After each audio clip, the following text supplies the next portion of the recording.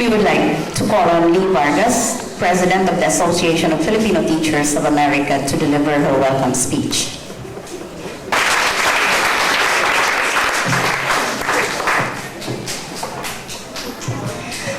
Magandang hapon po sa inyong lahat. Good afternoon, everybody.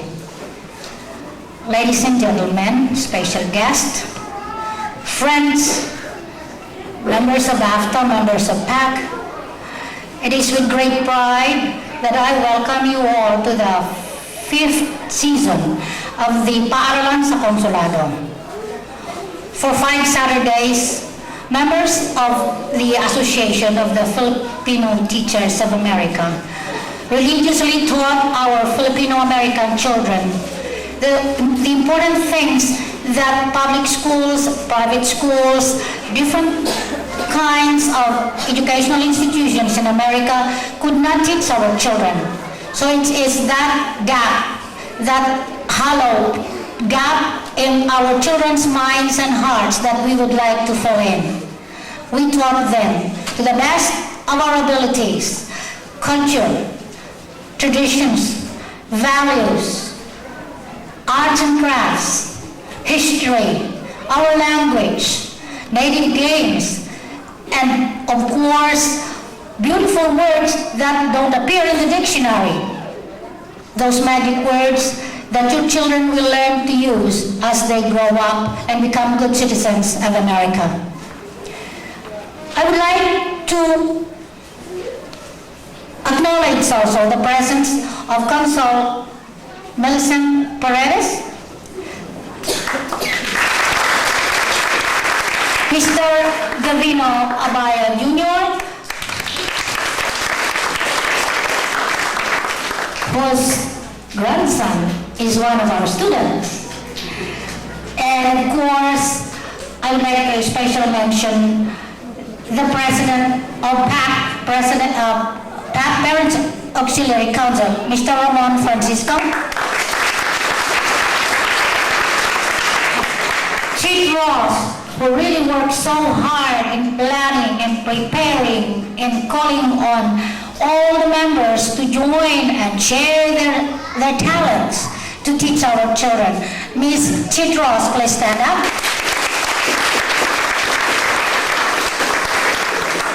Our lifetime benefactors, I see Dr. Baby Glesa and Dr. Roy Ginto. And of course, we have something for them, but I have to postpone it. Others are not here yet.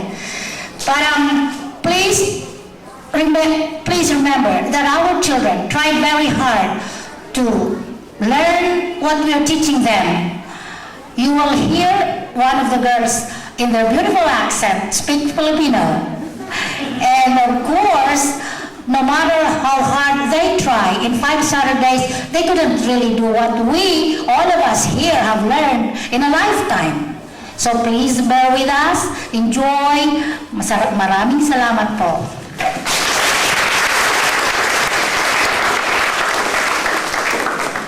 Now let's all join community singing. We will sing our well-loved Filipino folk songs. Yes, with the assistance of Ms. Sumikyu, one of the board members of the association. Bahay. Bahay po po.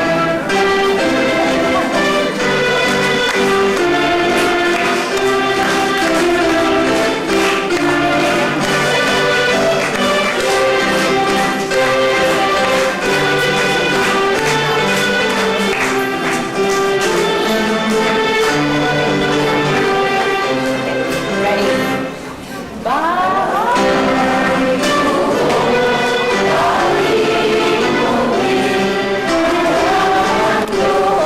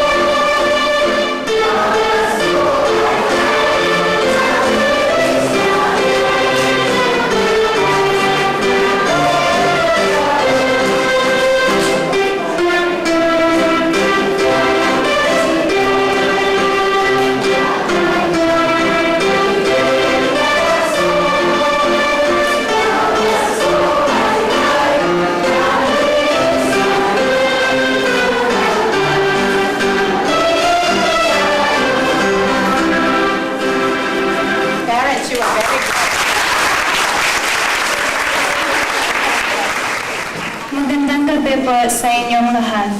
Ako po ay si Marikit Caralano, isa sa dalawang ate ng ating kabataan sa paaralan sa konsulado. At ako po naman si Mark Aragones, isa sa mga miyembro sa paaralan. We will be your masters of ceremony tonight. Pakinggan po natin si Tita Chit Ross sa kanyang paliwanag ng ating showcase.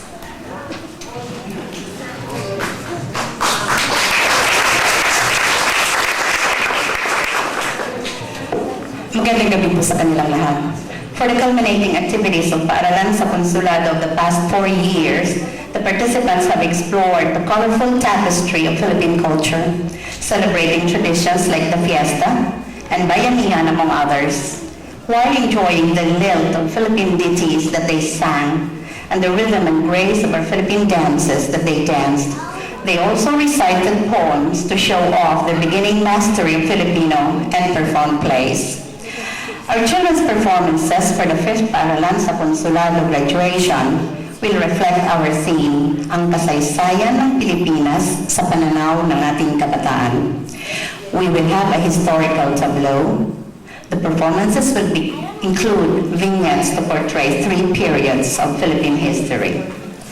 This year's showcase, while not very different, takes on a little more academic tone, in as much as many of these children are returning participants, as you will see later, more able to create scripts of their own and write essays independently.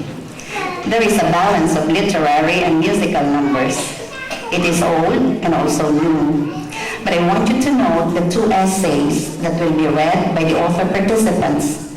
These pieces were written extemporaneously, and I sure hope are coming from the children's hearts. Let's sit back and watch our children perform ang kasaysayan ng Pilipinas sa pananaw ng ating mga kabataan.